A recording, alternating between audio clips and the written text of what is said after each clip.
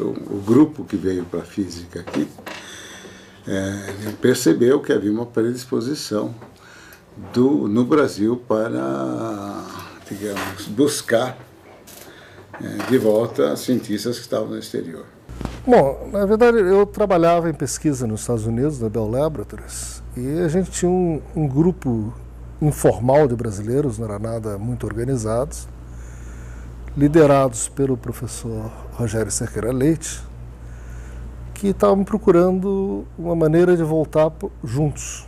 A primeira tentativa disso do Rogério foi Brasília.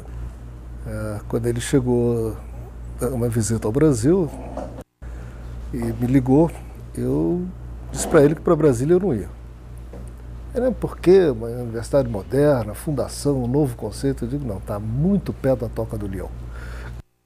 Quando chegou por volta de 1968, 69, eu iniciei uma proposta, um projeto para que um grupo mais ou menos grande voltasse para a USP, não para a Unicamp. E, entretanto, houve umas divergências. Aí estava tudo acertado, nós íamos para a USP. E estávamos começando a montar a vinda do grupo para a USP, quando começou a surgir anticorpos. E aliás, com toda razão. Quer dizer, você trazendo um grupo mais ou menos significativo, como um grupo para um lugar que já está organizado, a tendência seria do grupo meio se fechar e criar um quisto. Então tentamos vir para Campinas, né? Isso era fins de 69 e havia aqui uma nova universidade com o Zeferino Vaz, que a gente já tinha ouvido falar por causa de Brasília.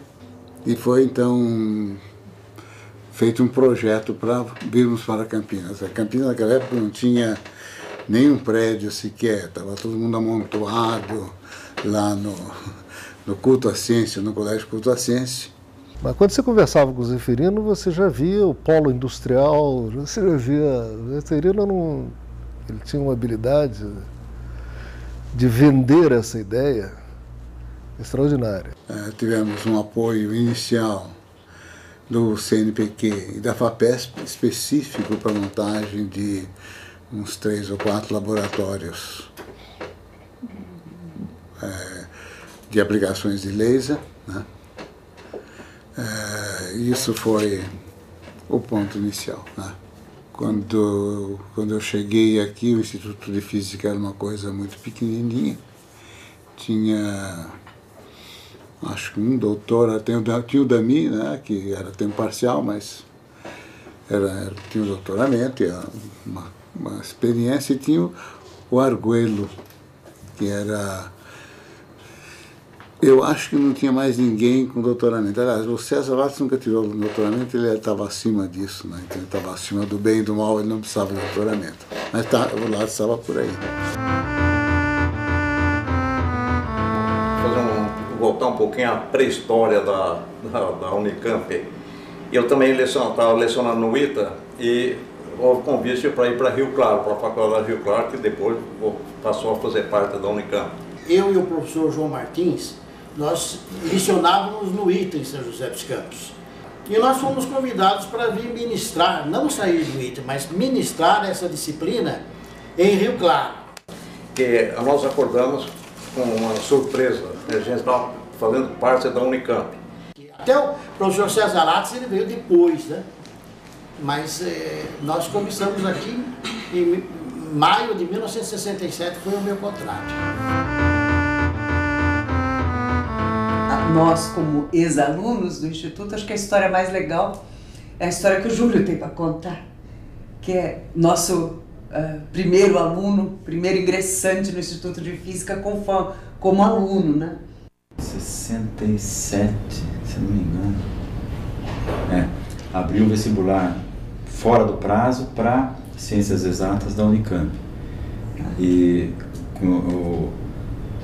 tinha 960 candidatos, 120 vagas. As aulas eram no Bento Quirino, né? Nossa, lá na Rua Culto à Ciência.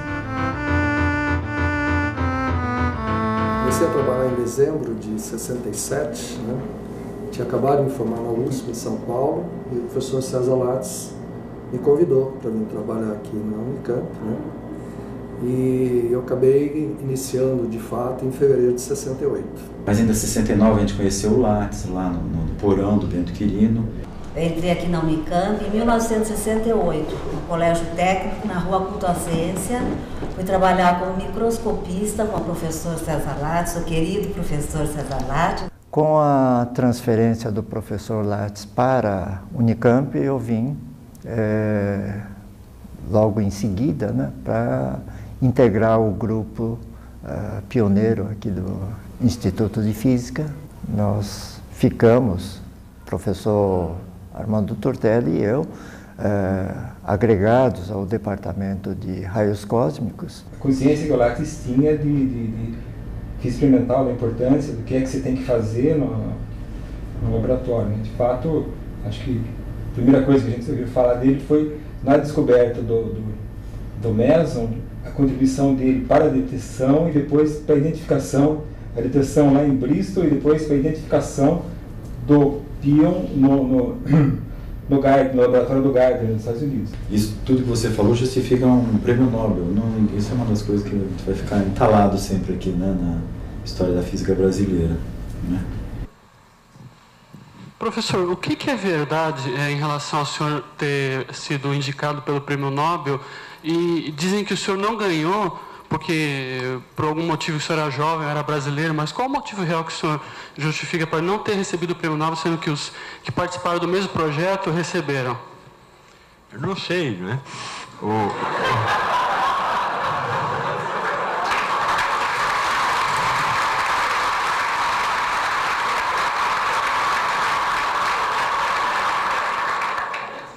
Deixa eu tentar explicar alguma coisa. Eu soube que eu estava entre os indicados, numa vez, para a descoberta do meson natural. Quem ganhou o prêmio Nobel foi o professor Cecil Power, que era o chefe do grupo em Bristol.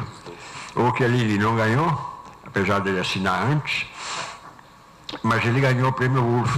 O prêmio Nobel é $1 milhão, o Chiellini ganhou $100 mil. E eu ganhei 25 mil cruzeiros da Fundação Militantista. Porque em 70 não tinha nada, tem aqueles prédios com mas eu me lembro de ver os nossos prédios aqui serem construídos ao longo dos anos 70. Foi assim que foi decidido que nós viríamos para cá. Eu conversei com alguns, né? E aí depois, uns 2 ou 3 anos, vieram o Ripper, veio Sérgio Porto, vieram alguns dos recém-doutores. Um já estava aqui antes até, que pertencia ao grupo, que é o Parada, que era um jovem doutor também. Enfim, foi assim que começou o Instituto. E Sérgio Porto, em Los Angeles, na USC, era o encarregado pela Unicamp de, digamos aí, recrutar pessoal para vir para aqui. Uma anedota da época, estava um dia, eu estava também na USC, era assistant professor, e Rogério aparece, o Sérgio Porto aparece um dia, eu recebi um telex da Unicamp, da MI, acho que era da MI o telex. Un telex, ¿no?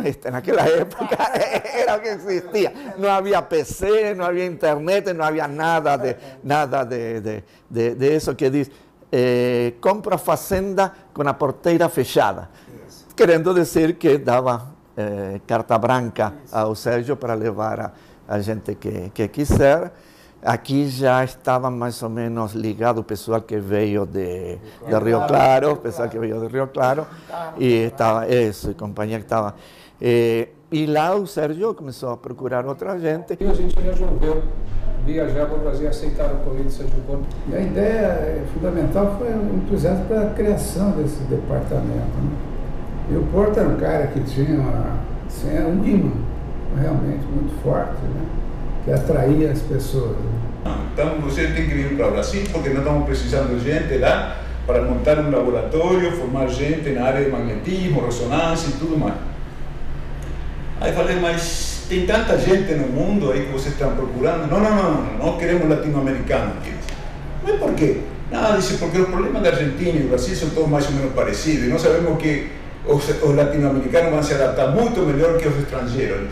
O Porto me disse, escuta, você me procura os 2 melhores alunos da Universidade de Buenos Aires e traz eles para aqui para fazer pesquisa comigo. Eu quero orientar dois argentinos, me traz 2 argentinos, que o Hugo Fragnito, que é professor titular há alguns anos, e o outro era Pepe San Giorgio, que era um pouco mais velho. Nós incentivamos sempre a vinda de professores do exterior, né? Eu acho que naquele tempo vinha muito mais gente do que vinha agora, tá certo? Vinha gente de passavam 2, 3 meses, às vezes um pouco mais, mas professores de primeiríssima linha, né? Era fácil de trazer. Nesse caso, para trazer, não para ficar permanentemente, mas para trazer. E era continuamente, a gente tinha sempre seminário. A corneta era assim um incentivo para os colegas participarem do seminário, que naquela época o seminário era levado muito mais a sério. E era às quartas-feiras, eu acho, o seminário nesse departamento. E eu não sei, com o tempo, não sei se a multiplicidade de temas ou o próprio interesse no seminário foi diminuindo e o povo estava meio escasseando no seminário. Então eu comprei a dessas cornetas de carnaval. O Bresca, que vocês era um dos entrevistados a vez passada. Ele é torcedor fanático do Corinthians. Então ele tem uma dessas coisas aí que os torcedores saem comemorando depois do jogo. Então na hora do seminário o cara saía no corredor com uma trombeta, coisa do Corinthians e com a trombeta, e todo mundo sabia que era hora de ir seminário. Naquela época, logo depois que acabaram, terminaram de ser montados os laboratórios, tinha uma revista americana que se ocupava de lasers, se chamava Laser Fox, ainda existe, e eles vieram ao Brasil para ver o laboratório, visitaram. Depois, na capa da revista, dizia-se que Campinas era o maior laboratório do mundo ao sul do Laboratórios Bell. O Laboratórios Bell fica ao norte dos Estados Unidos, né? Possivelmente era mesmo, era muito grande o laboratório, tinha dinheiro demais, eu acho que me estragaram um bocado.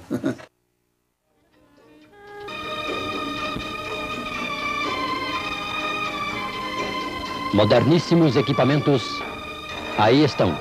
Fazem parte do acervo da Universidade Estadual de Campinas, Unicamp.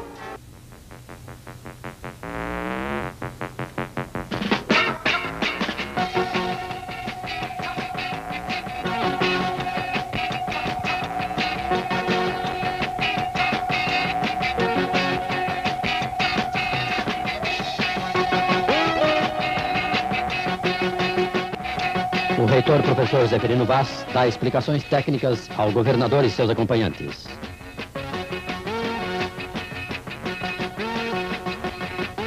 Os laboratórios de Física do Estado Sólido e Ciência dos Materiais do Instituto de Física foram visitados. Nós formamos um grupo que,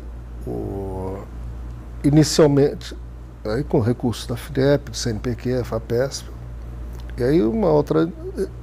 E eu estava convencido que comunicação por fibra ótica ia ser o futuro e que ia demorar o suficiente para a gente poder fazer uma coisa, preparar a gente, formar a gente, dar tempo.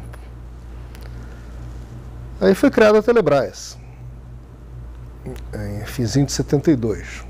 Estava iniciando a pós-graduação, todo mundo estava entusiasmado com lasers semicondutores, fibras óticas, como o professor Ripper falou há pouco, e me mostraram uma sala pequena assim, bom, aqui você vai desenvolver o seu trabalho.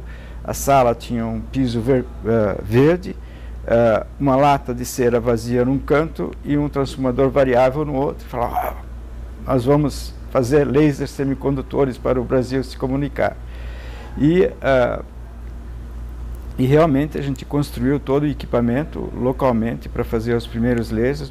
O grupo hoje não tem mais as mesmas características que tinha antigamente, porque era um grupo voltado para pesquisa de laser semicondutor para a Telebrás acabou. Isso para mim foi um grande trauma científico, o fim da pesquisa na Telebrás, sobretudo do jeito que foi feito. O Bataglia vinha da Itália, depois na década de 70, logo depois que a gente se formou, ele vinha para cá. Nós tivemos aula com ele, né? Esse é um capítulo à parte, a aula com o Bataglia é um capítulo à parte que a gente pode cantar em detalhes. Você também teve? Cosmologia. E ainda ele falava no Dirac, falava no Bohr, falava no Heisenberg, falava em todas as peças. Esse é um capítulo à parte. O Bataglia chegava e falava: o Dirac me falou assim, assim, assim, o Heisenberg me falou isso, assim, assim. E assim por diante, ele conhecia pessoalmente. Ele deu um seminário sobre física e etc., mas antes ele falou uma frase que eu não esqueço nunca, que ele falou assim: esse país é um país estranho, né? Planta-se batata e nasce um estudo de física. Os catedráticos que mandavam, digamos, eram senhores absolutos daquele grupinho deles, né? Então a ideia ainda do autoritarismo ainda era muito bem recebida naquela época. Uma intervenção do governo Maluf em 81 que caçaram o nosso diretor, né? Que era eu. Foram 8 diretores que o reitor exonerou a mandado do governo Maluf. Na Praia do Lázaro, no Ubatuba, velejando, na prancha velha. Aí o Teodoro Biroli, que era um técnico em óptica que trabalhava com Soraide, quando se inteirou da intervenção, que acho que saiu no Diário Oficial de sexta-feira, uma coisa assim, ele pegou a motocicleta e foi desesperado avisar a gente que não conseguia se comunicar com a gente, pegou a motocicleta e foi correndo lá para o Ubatuba, demorou, nessa época demorava 8 horas, acho que foi lá me avisar e ficou na praia, assim, e eu andando de prancha. Aí passei mais ou menos perto, esse é o Teodoro, o que está fazendo aí? Eu cheguei lá e eu disse: professor, o senhor lá, a universidade foi intervindo, o senhor está fora da física. Lá. Me deu um ataque de riso. Eu acho que era uma espécie de desafogo, sabe? Bom, agora nós vamos saber quem é quem, né?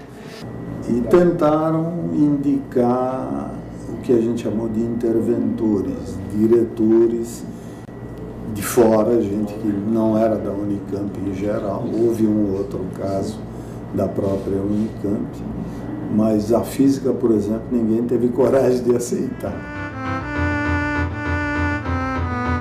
É um ambiente muito bom mesmo, muito churrasco, muito né? Saudável, né? Muito churrasco. É muito churrasco também. O jogo no Guarani. O jogo no Guarani, às quartas da noite, ia todo mundo jogar, eu fui lá várias vezes. A gente ia praticar um pouco de esporte lá, né, para manter a forma física. O Valdir levava a bola. Se não escalasse ele, não tinha jogo, porque ele levava a bola embora. Na época eu jogava o Lisandro, jogava o Bresca, o Suassuna. Eu me lembro que uma vez eu fui jogar e fiquei marcando o Bresca. E o Bresca ficou uma fera com isso. Ele virou assim: pô, cara, você vem jogar, vai me atrapalhar. Deixa eu jogar. O que nós insistimos é que todo mundo trabalhasse dentro de um programa consistente, que eles pudessem conversar com o outro, colaborar e trocar ideias, etc. Vim 2 anos depois de você, né? Não, 79. 79. E também eu queria trabalhar em coisas relacionadas com lasers. Só que eu vim de um lugar, que era lá o CTA e o ITA, onde tinha pouquíssima gente envolvida com pesquisa. Então, quando eu vim para cá, para o estudo de física, para ver, conhecer o que tinha, eu me lembro que eu fiquei completamente impressionado e maravilhado com o fato de que, enquanto lá no ITA eu tinha talvez 2 ou 3 pessoas com quem se podia conversar sobre pesquisa, aqui tinha centenas. Eu conhecia o Porto, que supervisionava o projeto nosso lá, aquele mesmo daquele laser que vocês faziam aqui, que a gente tentava fazer lá. do laser de CO2 expulsado. E o Porto era muito atraente. Toda vez que eu encontrava com ele lá no CETER, ele falava, não, eu vou arrumar um dinheiro para vocês. Não, mas nunca arrumava para vocês, acho que eu arrumava tudo aqui para vocês. Eles prometiam. Então eu resolvi vir para cá para ver se conseguiam o dinheiro dele. Hoje tudo é preciso fazer assembleia, conselhos, tem 500 conselhos, uma universidade ninguém trabalha porque precisa estar no conselho o dia inteiro e no conselho outro. A implantação das congregações, que ocorreu tudo na gestão do professor Pinotti, a nossa também foi implantada, começou a ser implantada em 83, no começo da minha gestão já, eu recebi a missão, o encargo do Conselho Universitário para organizar a congregação. Havia 3 modelos de tamanho, eu escolhi o intermediário, parece que eu tinha esse poder, me arrependo um pouco, porque quanto mais gente, mais difícil chegar a consenso, podia ter sido um pouco menor, com a mesma qualidade. Mas foi aquele tamanho, a congregação está aí até hoje, funcionando muito bem. Mas no começo ninguém tinha muita habilidade parlamentar. Entre um período em que tudo era resolvido pela caneta do diretor ou do conselho interdepartamental, que era meia dúzia de pessoas, ouvidos os velhos da tribo, né? Havia um conselho de senadores que às vezes se reunia para dar um palpite, mas não era um palpite muito poderoso, o diretor resolvia tudo, né? E as congregações, então, legalmente absorveram poder que pertencia à diretoria antiga, né? De fazer a lei da casa, né? E definir os grandes rumos da casa. E os debates eram longos, de difícil convergência e sempre muito acalorados. Ele pegou a pior parte, foi exatamente a transição. Depois veio o Galvão, que institucionalizou, redigiu regimentos, e depois, de alguma forma, o negócio foi tomando uma forma mais tranquila. Para criar uma instituição era uma época mais adequada, né? Mas, por outro lado, do ponto de vista de manter a pesquisa funcionando, aí eu acho que hoje é mais conveniente do que era naquela época. No nascimento se vê essa energia, né? Mas ela se alastrou um pouco, né? Nós vimos isso se repetir no síncrotron, né? Depois o mesmo empenho, a mesma disputa, a mesma vontade voltou ocorrendo quando foi montado o síncrotron, né? Exato. Então acho que isso vai acontecer novamente, né? Acredito, eu ainda não desisti, não estou tão velho assim que tenho desistido. Eu, depois que fui para a Unicamp, dirigi a minha atenção para problemas de instrumentação. E construir o síncrotron é um problema de instrumentação. E eu acredito que por isso é que o diretor executivo do projeto, que era o professor Silon, na ocasião, me convidou para vir colaborar com o esforço que ele estava coordenando. A equipe anterior fez um trabalho notável, o Sr. Rubens teve uma participação intensa nisso, e toda a equipe que teve aqui antes, e construíram um laboratório que é uma referência singular no país. O Instituto ao longo dos anos, e que algumas outras unidades não conseguiram, que foi a capacidade de se renovar com qualidade. Quer dizer, como o apontou, quer dizer, várias lideranças ou se aposentaram ou foram para o setor privado, etc., mas isso não fez com que o Instituto não tivesse um norte. Conseguiu se renovar. Continuamente. Isso ocorre até hoje. Quer dizer, nós continuamos contratando de forma muito boa. E é óbvio, né, uma instituição acadêmica se faz com boas contratações. Tem bons pesquisadores por toda parte, e no Instituto de Física também tem. Mas eu acho também algumas lideranças, como a do Sérgio Porto, a do Lattes, a do Ripper, e algumas outras que tinha naquela época, não tem mais também. Eu não vejo essas lideranças. Aliás, eu não sei se são realmente necessárias. Aquela história inicial vai se perpetuar praticamente pelo resto da vida. E o que os fathers fizeram aqui, quer dizer, os pais fundadores, né, como foi feito nos Estados Unidos, a gente faz essa, né, metáfora, foram gente, sei lá, muita gente pode criticar algumas coisas pessoais e tudo mais, mas sabe, todas as pessoas têm seus defeitos e suas qualidades. Mas, do ponto de vista de qualidade, era gente de primeira linha. O que se costuma também se dizer com metáfora que o Zeferino apostou nos cavalos corretos. 40